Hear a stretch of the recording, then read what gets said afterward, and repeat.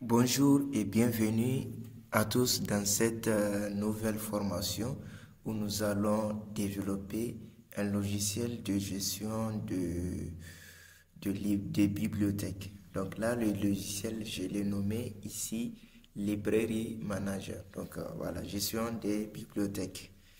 Alors, donc ici, avant de commencer, on va justement commencer avec le contexte du projet et aussi nous allons voir les fonctionnalités à développer. Nous allons voir aussi, nous allons surtout en parler du périmètre parce que là, c'est vraiment très important dans la gestion, dans la conception d'un projet. Donc, dans la réalisation d'un projet, c'est très important de circonscrire le périmètre, donc de clarifier le périmètre du projet, ce qui inclut et ce qui n'est pas inclus dans le projet. Donc là, pour commencer, ici, nous avons le contexte et l'objectif du projet. Donc le contexte déjà, c'est la gestion des bibliothèques. Donc ici, la bibliothèque fonctionne actuellement sur un système manuel, registre papier pour la gestion des adhérents, des livres, des emprunts et des retours. Ce mode de gestion engendre des inefficacités, des erreurs et une perte de temps. Donc, vous voyez là, c'est pour un peu introduire la nécessité, donc c'est à quoi le logiciel, quel problème le logiciel doit trouver une solution. Là, vous voyez, ici, on a un contexte. Donc là, c'est comme un cahier des charges qu'on a pour réaliser un logiciel de gestion des bibliothèques. Alors maintenant, ici, les objectifs du projet. Donc là, le système futur, le logiciel futur doit permettre d'automatiser la gestion des opérations quotidiennes. Donc les emprunts, les retours, l'enregistrement des livres, des éditeurs, etc. Tout ce qui est très à la gestion des opérations courantes quotidiennes. Donc les opérations courantes, on doit les gérer de façon automatique. Là, on a un but aussi, un objectif qui est capital vraiment, c'est de réduire les erreurs humaines. Parce que vous voyez là, on dit un système, il n'existe pas de système 100% sécurisé. Donc, pas de zéro erreur. Donc, ça n'existe pas. Et en très grande partie, les erreurs se sont commises par des êtres humains. Imagine, on peut créer toute la possibilité pour contrôler, mais étant donné que c'est des humains qui travaillent avec le système, et l'humain n'est pas parfait, donc il commettra des erreurs, c'est sûr. Alors, donc ici, on ne peut pas réduire les erreurs humains à 0%, mais quand même, on doit les réduire au maximum. Ici, en troisième position, on a accéléré le traitement des emprunts et des retours. Donc là, le logiciel doit permettre d'accélérer les emprunts, donc les traitements. Donc quand un adhérent il vient, il prend, donc c'est toujours automatique, on enregistre et c'est bien vite fait. Et aussi, au niveau des retours, on a déjà l'emprunt qui a été fait. Donc au niveau du retour, on est déjà conscient des informations sur l'emprunt. Donc ici, on peut directement ajouter les retours sans souci. Et aussi, un point important qui est offrir un suivi du stock en temps réel. Donc là, la gestion du stock, vraiment, c'est important. Parce que là, il faut avoir le nombre d'exemplaires qu'il y a au niveau de la bibliothèque. Donc pour un livre donné, on doit avoir le nombre d'exemplaires qu'il y a au niveau de la bibliothèque. Et aussi le nombre qu'on a emprunté. Donc le nombre des exemplaires empruntés. Aussi faire une différence pour trouver réellement maintenant, actuellement, en instant T, qu'est-ce qu'il y a réellement en stock. Alors, on a ici permettre une recherche rapide et efficace dans le catalogue des livres. Donc là, les livres sont classés par catégorie. Donc, on peut bien sûr rechercher un livre à travers son titre, les éditeurs, l'auteur, etc.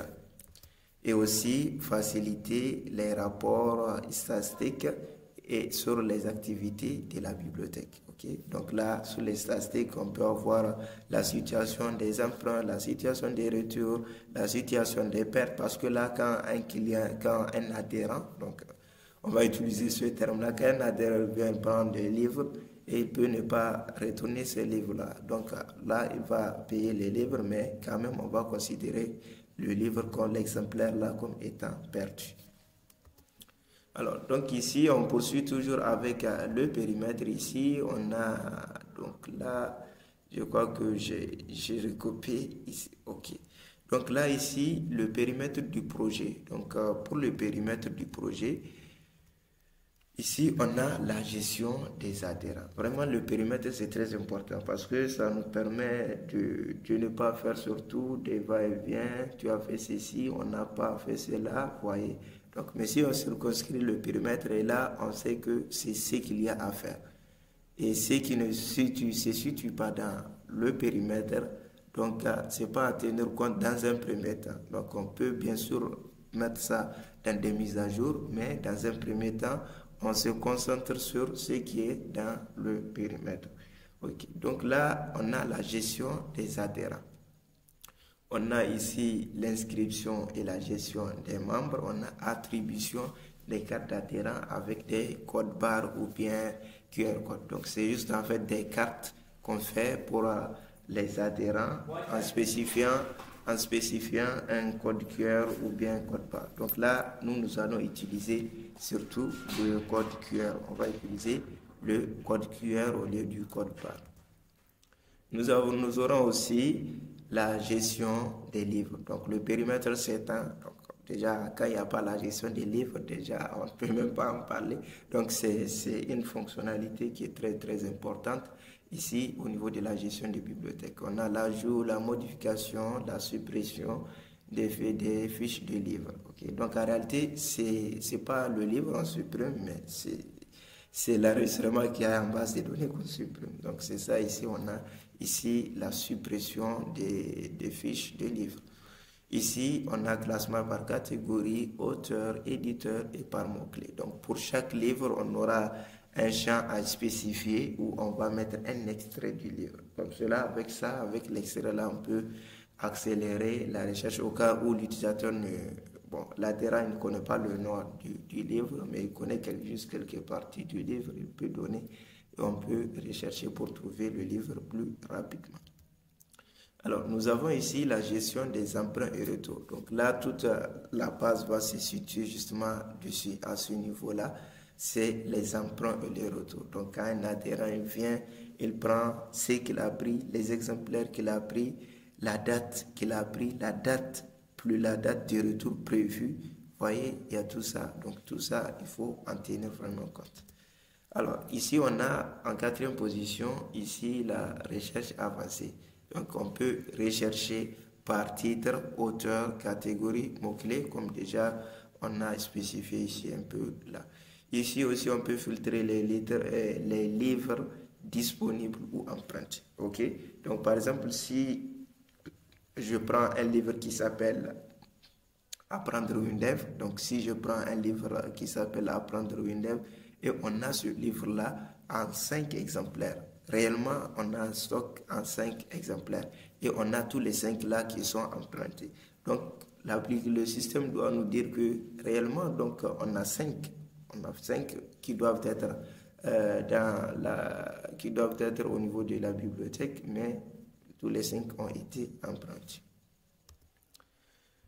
On poursuit avec toujours le périmètre. Ici, en 5e position, on a statistique et reporting. Donc, dans tout système de gestion, c'est très important, les statistiques, parce qu'ils permettent de prendre surtout des décisions. Par exemple, ici, on peut vouloir afficher ici le rapport sur les livres, les retards et les adhérents actifs. Donc, on peut afficher les adhérents en fonction. Par exemple, on peut prendre une période et voir les adhérents qui ont effectué des emprunts, des mouvements au niveau de la bibliothèque. Donc, si on doit les fidéliser ou bien faire quelque chose, et aussi on peut tenter de trouver les livres les plus empruntés, les livres qui n'ont jamais été empruntés au cours d'une période donnée, ou bien les livres Voilà, donc on peut trouver un classement.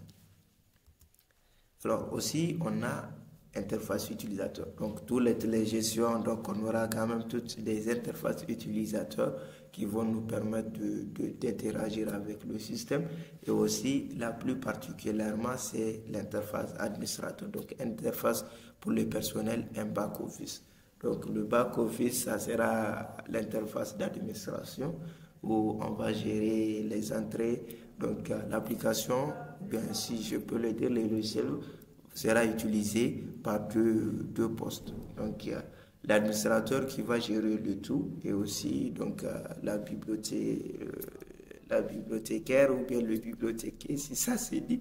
Donc, lui aussi, il va gérer les opérations courantes, tandis que l'administrateur, lui, doit créer, alors que la bibliothécaire, normalement, pour garantir surtout la sécurité, elle doit interagir pour faire les opérations courantes, les emprunts et les retours. Et de l'autre côté, on peut créer, éditer, voilà, modifier, donc et ajuster des petites choses.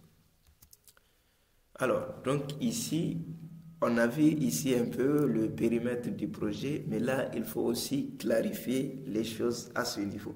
Donc, hors périmètre, ce qui n'est pas inclus dans le périmètre. Pour le moment, donc déjà, on a spécifié, on a circonscrit le projet. Donc là, maintenant, ce qui n'est pas à tenir compte. Parce que là, vous voyez, si on ne tient pas compte de ça, on peut circonscrire le périmètre et ceux qui ne sont pas dans le périmètre, on ne les mentionne pas. Donc là, et ça peut surgir encore. Donc là, si on ne mentionne pas, donc quand on ne mentionne pas ceux qui ne sont pas dans le périmètre, on ne les mentionne pas là-bas, il faut créer une section pour mettre hors périmètre. Donc c'est en dehors du périmètre. Bien sûr, les hors périmètre, on peut en tenir compte dans l'avenir pour pouvoir avoir une gestion efficace.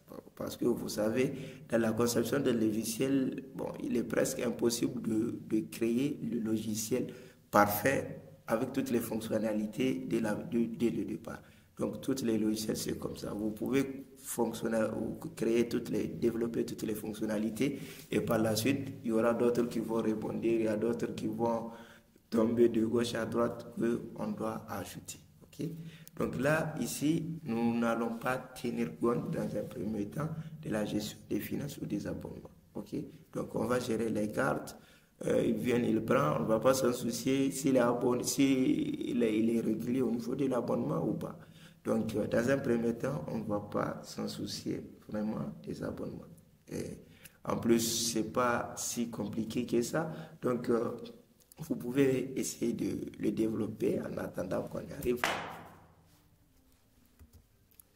La maintenance hardware des équipements. Là aussi, c'est vraiment très, très important. La maintenance hardware des équipements. Donc ici, ça fait allusion à quoi? La maintenance des matériels physiques. Donc, ils ne sont pas inclus. Donc là, vraiment, quand c'est un cahier des charges, il faut tout inclure. Si vous devez entretenir aussi les machines sur lesquelles tourne le système, il faut mentionner ça au niveau du périmètre. Et là, si ça ne cadre pas, ici, vous voyez, ce n'est pas une maintenance software, mais c'est une maintenance hardware. Donc là, c'est vraiment du matériel. Alors que même si là, on doit ajouter une maintenance dans notre cahier des charges, peut-être que ça sera juste maintenance software. Okay? Donc là, vraiment, ça, c'est hors périmètre. Donc, sur ce, je vous dis à la prochaine. Et nous allons continuer dans la prochaine vidéo où nous allons discuter du MCD. Donc, on va établir notre modèle de conception, notre modèle conceptuel de base de données, le MCD. Vraiment, c'est très, très important. La base de données, moi, j'insiste toujours sur ça.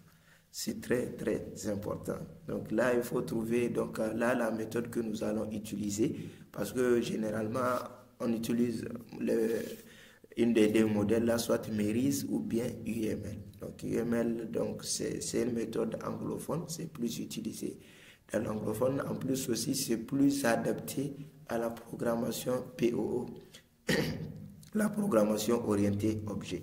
Donc là, nous allons utiliser dans le cadre de la réalisation Nous allons utiliser WinDev la version 25. Nous allons utiliser Merise. Déjà, WinDev est très bon avec Merise. Donc, ça fait aussi du UML, mais déjà avec Merise, ça fera l'affaire.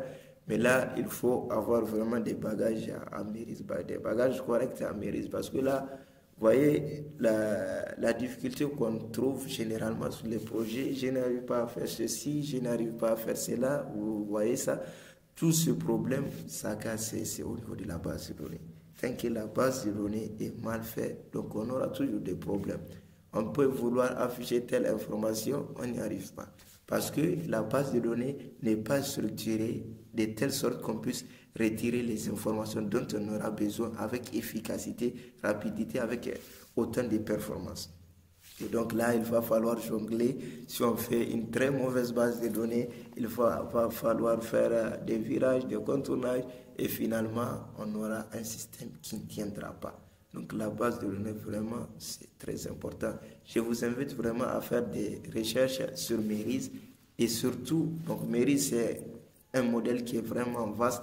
Mais là, concentrez-vous sur le MCD. Vous faites des recherches sur Merise et vous trouvez partie MCD, modèle conceptuel des données. Et vous allez essayer de comprendre avec des exemples. Donc sur ce, je vous dis à la prochaine.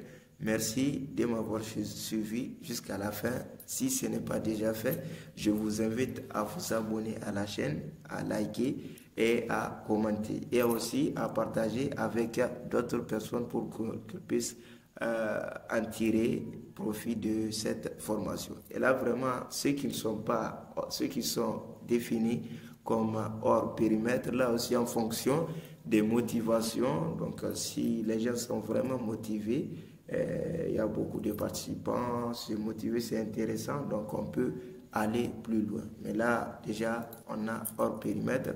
Et là, s'il y a beaucoup de motivation, on peut aussi continuer la formation en étendant vers ces modules-là. Surtout ici, cette module-là qui peut être un module aussi anti-APA. Okay? Donc sur ce, je vous dis à la prochaine. Merci.